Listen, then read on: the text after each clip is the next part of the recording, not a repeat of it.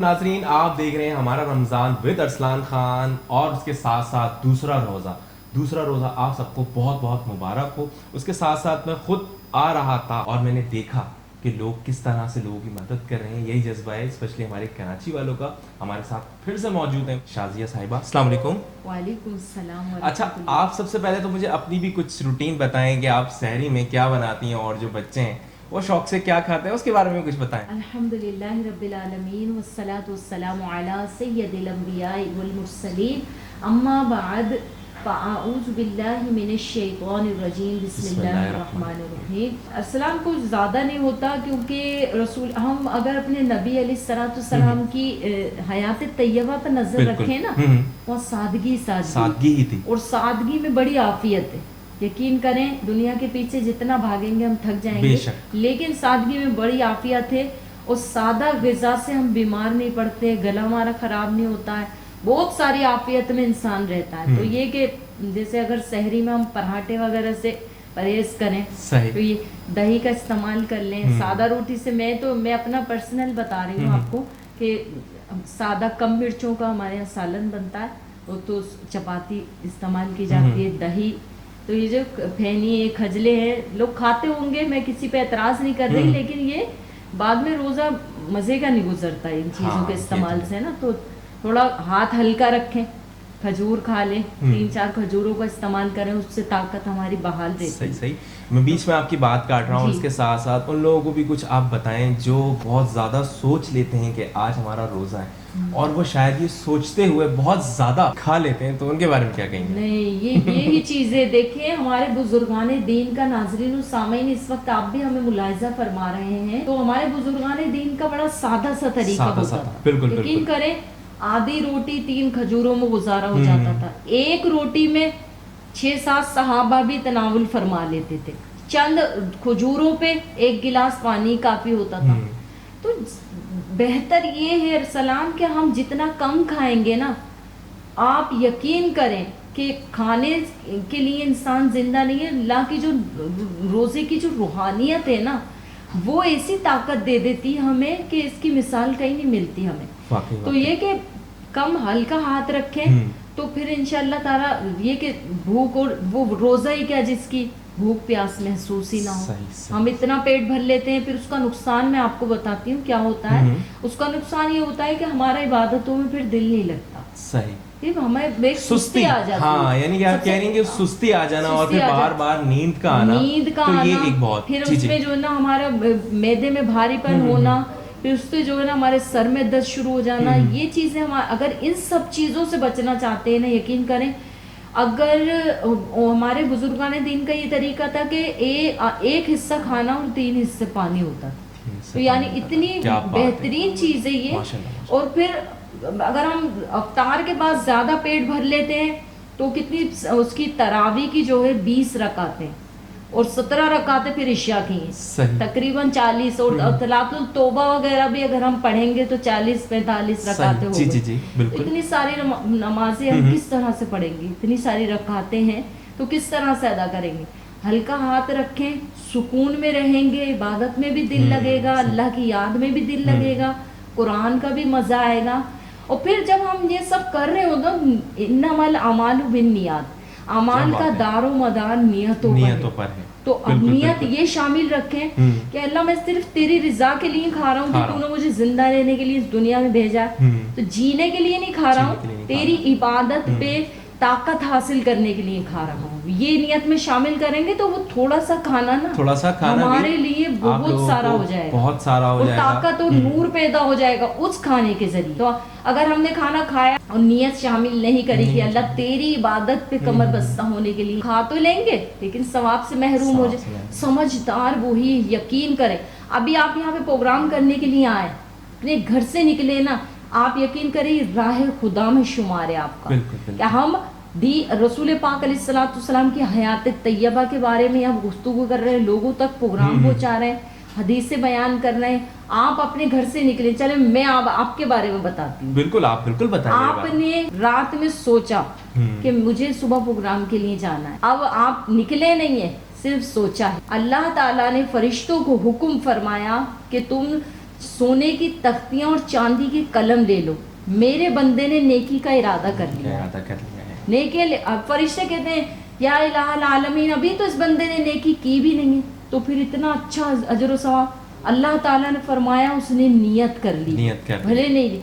फिर आपने एक कदम उठाया, आपके एक कदम उठाने की बरकत से आपको 40 क्या नेकियां बात मिली। है, क्या बात। 2 कदम उठाए, आप यहाँ से सीढ़ियाँ चढ़कर आए, यहाँ तक आने में कितने कदम और सलाना आपने उठाए बिल्कुल, होंगे। बिल्कुल। आप खुद सोचें कि नामा अमाल में एक नेकियों का खजाना जमा हो गया। क्या बात है। तो इसी तरह हम जब भी कोई नेकी का इरादा ही कर लेते हैं ना, मजबूरी की वजह से नहीं भी जा सके, उसका अजर सवाब मेरा ईमान है कि वो रब ज़रूर अता फरमाएगा। नबी करीम सल्लल्लाहु अलैहि वसल्लम का रमज़ान में इबादत का क्या तरीका था? इरसलाम बहुत अच्छा सवाल किया और बहुत ही अहम सवाल है। बहुत अहम सवाल है। हमें इस माह मुबारक में अल्लाह तबारक ताला की खूब इबादत करनी चाहिए, बहुत इबादत करनी बहुत चाहिए, ज़्यादा बिल्कुल। इबादत करनी चाहिए और हर वो काम करना चाहिए कि जिससे अल्लाह और उसका रसूल हमसे राज़ी हो जाए। ठीक है। इसी तरह से अगर हम इस मुबारक महीने में भी अपनी मग़फ़िरत ना करवा सके तो आइंदा किसी को नहीं मालूम कि आइंदा साल रमज़ान का मुक़द्दस महीना हमें देखना नसीब होगा बिल्कुल, भी या बिल्कुल। नहीं। सही, इसी तरह हज़रत आयशा सिद्दीक़ा रज़ियल्लाहु ताला अन्हा फरमाती हैं कि जब मुबारक रमज़ान मुबारक तशरीफ़ लाता तो हुज़ूर अलैहिस्सलाम का मामूल ये था कि इबादत में इस कदर मशगूल हो जाते कि पूरा महीना अपने बिस्तर मुबारक पर तशरीफ़ नहीं लाते। क्या बात है, माशाल्लाह माशाल्लाह। यकीन करें अरसलान कि वो अपने लिए दुआएं नहीं करते थे, अपने घर वालों के लिए नहीं, हसन हुसैन के लिए नहीं, अपनी उम्मत के लिए, अपनी उम्मत के लिए। यानी देखें, हम रमज़ान में कहते हैं कि लोग भाई सहरी में उठ रहे हैं तो फिर रमज़ान के रोज़े हैं तो फिर हम रमज़ान को अपने ऊपर तारी कर लेते हैं। लेकिन मेरे आका की इबादत का अंदाज देखिए कि इतनी इबादत कि पैर मुबारक पर वरम तक आ जाता था, यानी इतनी इबादत फरमाते थे। ये मेरे नबी अलैहिस्सलाम सिर्फ उम्मत के गम में, तो उम्मत को भी आज देखे नबी पाक अलैहिस्सलाम पर अल्लाह ने नबूवत का सिलसिला ख़त्म फरमा दिया तो एक बहुत भारी जिम्मेदारी उम्मत के कांधों पर ये डाल दी कि तुम्हें दीन का काम करना है। तो हमारे नबी अलैहिस्सलाम हमारे लिए इतनी इबादत करें, आपके पैर मुबारक सूज जाते थे, यानी सूज जाते थे। और हज़रत आयशा सिद्दीक़ा फरमाती हैं कि पूरा रमज़ान बिस्तर मुबारक पर तशरीफ़ नहीं लाते थे।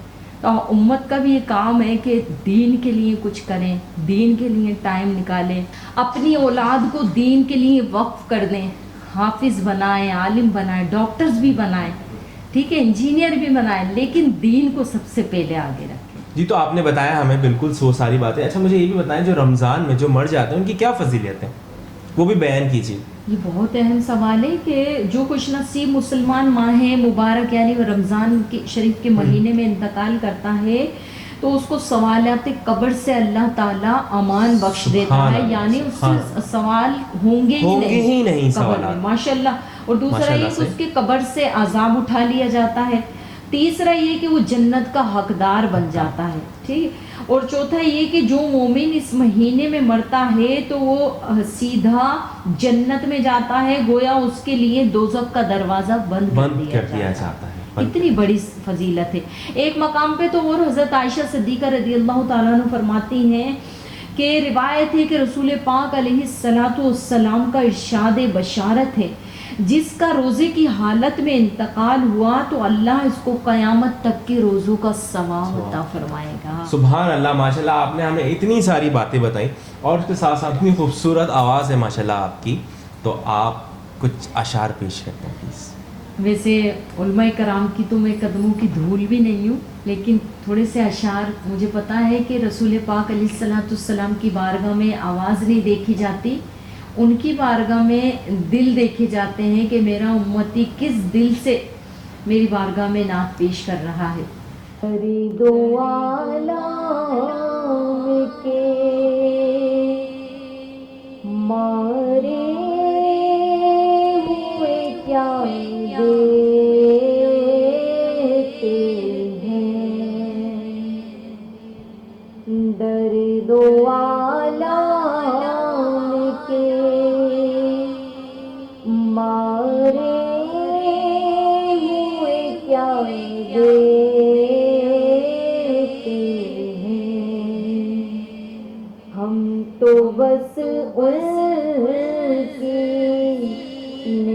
نگاہوں کو دعا دیتے ہیں، ہم تو بس ان کی نگاہوں کو دعا دیتے ہیں، جو بھی مجرم میرے سرکار کے دامن میں چھپے،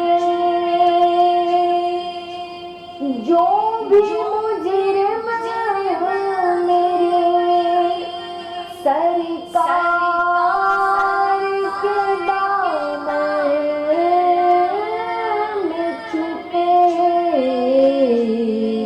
عرش والے انہیں جنت میں جگہ دیتے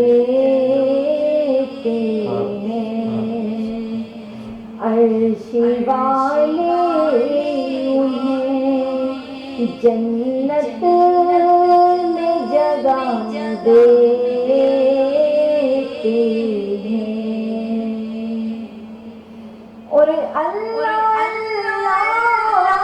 کہے جانے سے اللہ نہ ملے، اللہ کہے جانے سے اللہ نہ ملے،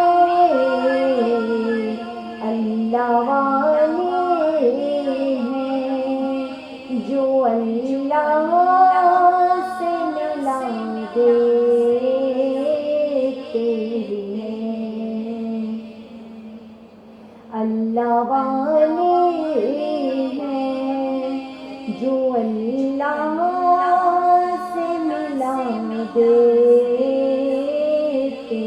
ہیں، بندہ ہے خدا کا تو گدا بن ان کا، جو فقیروں کو شہنشاہ بنا دیتے ہیں، جو فقیروں کو شہنشاہ بنا دیتے ہیں، عقل والوں کے نصیبوں میں ذوق جنون عشق والے ہیں جو ہر چیز لٹا دیتے